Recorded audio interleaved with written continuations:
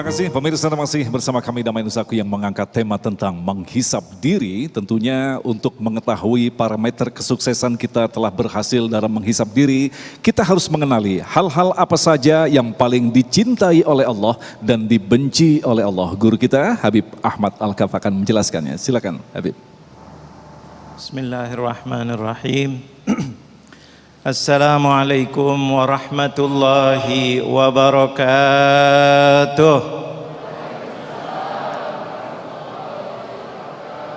Alhamdulillah wassalatu wassalamu ala Rasulillah Muhammad ibn Abdullah wa ala alihi wa man wala. Amma ba'du. Yang saya hormati bapak-bapak, ibu-ibu, Jamaah Masjid Al-Muhajirin Sukatani Depok yang mudah-mudahan dimuliakan oleh Allah Subhanahu wa taala. Wabil khusus guru-guru kita dari sini, Ustaz Helmi, Firdausi, Ustaz Agung dan yang lainnya mudah-mudahan dimuliakan oleh Allah Subhanahu wa taala.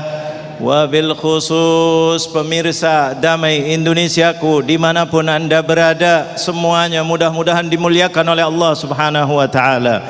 Diberikan panjang umur sampai nanti insya Allah dalam keadaan kalau dipanggil dalam keadaan husnul khatimah, diberi umur yang panjang, rezeki yang mudah, ilmu yang bermanfaat, sehat walafiat dan akhir hayatnya husnul khatimah. Karena kita sudah di ujung tahun ini, kita sudah tanggal 19 Desember, sebagian sudah pada mulai pulang liburan, walaupun di rapid test antigen ulang semuanya, sebagian pada pulang, sebagian dilarang, dianjurkan jangan pulang karena masih dalam keadaan pandemi. Tapi kita lihat di dalam berita, Masya Allah, Tabarakallah, ini sudah menunjukkan ujung tahun. Kita di ujung tahun biasanya kalau para pedagang hisab dirinya, untungnya berapa, ruginya berapa, mana yang laku, mana yang tidak, mana yang harus ditingkatkan dan mana yang tidak. Itu pedagang. Para pegawai menghisab apa yang sudah dibuat untuk RAPBN 2020 yang lalu, yang sisa apa, yang masih apa, dan seterusnya dan seterusnya. Manusia tadi sudah dikatakan paling mulia. Apakah tidak harus dihisab diri kita? Kita sudah mau masuk ke 2021, kita hisab apa yang sudah kita buat di dalam 2020. Tahun 2020 ini tahun ajaib karena ada pandemi. Subhanallah, yang di negara lain sudah 1 tahun, Indonesia karena ditemukannya terlambat maka hampir 1 tahun. Tapi kalau di negeri lain Desember sudah ada mereka. Subhanallah, sudah 1 tahun. Sampai kapan? Tidak tahu, tidak ada yang tahu. Bahkan kalau di Indonesia makin dahsyat di akhir tahun ini, luar biasa. Makanya kita di situ diingatkan oleh Allah Jalla Jalaluh, hai manusia, Anda yang punya akal, Anda punya syahwat, tadi diterangkan oleh Ustaz Hilmi, untuk apa gunanya akal Anda? Anda ingat diuji oleh Allah 1 tahun kurang lebih pandemi dan tidak tahu sampai kapan kita itu pandemi. Apakah kalian tidak ingat bahwa kematian itu sudah di depan Anda? Apakah kalian tidak melihat setiap hari banyak yang meninggal dengan COVID ataupun dengan lainnya? Ini adalah harus kita hisab. Makanya tema kita ini tema untuk muhasabah diri kita.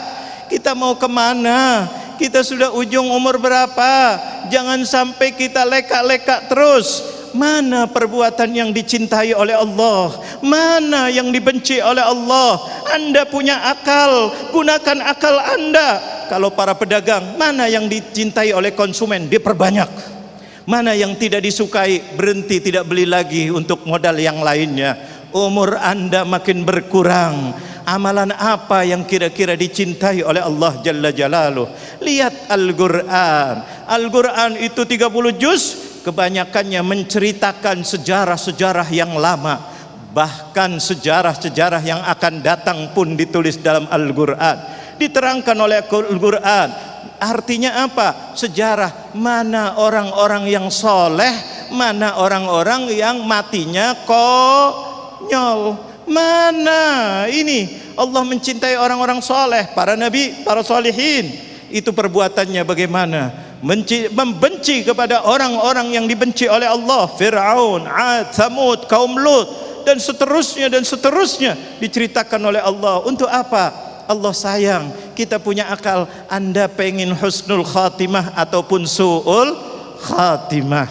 Di antaranya adalah perbuatan yang dibenci oleh Allah Jalla Jalaluh dan dicintai oleh Allah. Rasulullah menerangkan kepada kita, yaitu ada dalam sebuah riwayat dikatakan asra'ul khairi thawaban, baik kebaikan yang perbuatan yang baik yang paling cepat diberikan pahala oleh Allah, berarti menunjukkan yang paling dicintai. Apa katanya Rasulullah SAW? Al-birru wasilatur rahim, berbakti kepada orang tua kita, birrul walidain wasilatur rahim. Jangan Anda tunduk, jangan sombong, datangi fulan, apa masalahnya fulan, alias jangan zalim. Sombong, merasa saya paling hebat, dia yang harus datang, dia tidak datang. Mungkin Anda punya masalah, mungkin ini, mungkin itu yang paling dicintai oleh Allah Jalla Jalaluh. Makanya kalau orang berbakti sama orang tua, pahalanya di dunia sudah diangkat oleh Allah, rizkinya diberi kemudahan, segala urusannya dimudahkan. Ini baru di dunia. Kebalikannya wa asra'ul syarri iqaban, yang paling cepat di dunia sebelum di akhirat, al-baghyu wasilatur rahim. Al-baghyu itu apa? Zalim, orang yang berbuat zalim, tunggu sebentar lagi akan hancur di dunia sebelum di akhirat. Apa tidak lihat Fir'aun hancur di dunia sebelum di akhirat? Apa tidak lihat kaum 'Ad, kaum Tsamud yang kuatnya luar biasa, yang hebat luar biasa, hancur di dunia sebelum di akhirat? Ditunjukkan oleh Allah Jalla Jalaluh. Nabi Muhammad ini wa ma arsalnaka illa rahmatan lil alamin. Makanya Rasulullah penuh dengan kasih sayang, memberitahu, wahai umatku, inilah yang paling dicintai oleh Allah.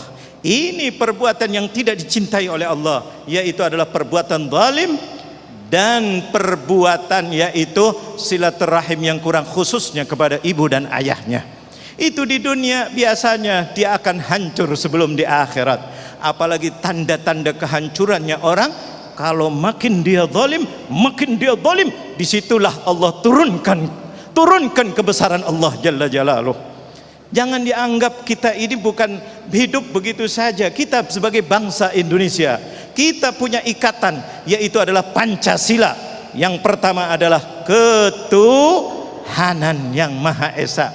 Ini tujuannya untuk apa? Ingat, jangan zalim kepada orang tua, jangan putus, jangan berbuat kasar, jangan berkata tidak baik kepada orang lain, jangan berbuat zalim. Dan ini diringkas dalam setiap khutbah Jumat. Setiap khutbah Jumat, khatib boleh khutbah tentang sholat, tentang Ramadan, tentang akhir tahun, tentang awal tahun, tentang apa saja. Tapi setiap khatib hampir semuanya membaca ayat ini.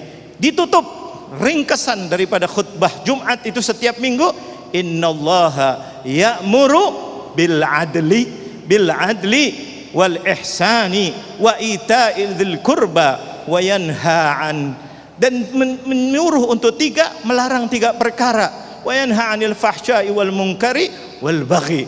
Bahwa Allah mengingatkan para khatib setiap Jumat bahwa Allah menyuruh kalian harus berbuat adil. Artinya apa? Jangan berbuat zalim. Nanti akan hancur Anda di dunia, belum lagi di akhirat. Dan berbuat baik dan yang lain-lainnya. Begitu juga dilarang oleh Allah perbuatan yang mungkar dan yang keji, dan perbuatan al-baghi, yaitu yang zalim. Mudah-mudahan ini bisa untuk bekal kita di akhir tahun dan awal tahun yang akan datang. Amin ya rabbal alamin. Baik pemirsa yang dirahmati Allah, sangat jelas sekali bahwa Al-Quran mengisahkan catatan-catatan orang yang melakukan kebaikan, kemudian orang-orang yang melakukan kerusakan. Dan ingatlah, untuk memantapkan prosesi hisab diri kita, ingatlah bahwa semua itu kita lakukan demi nanti apa yang bakal kita masuki, yaitu kehidupan setelah mati. Karena setelah itu sudah tidak ada kematian lagi, disitulah letak posisi kita atau level kita di hadapan Allah. Insya Allah kita akan sampaikan selepas pesan-pesan berikut ini. Damai Indonesiaku.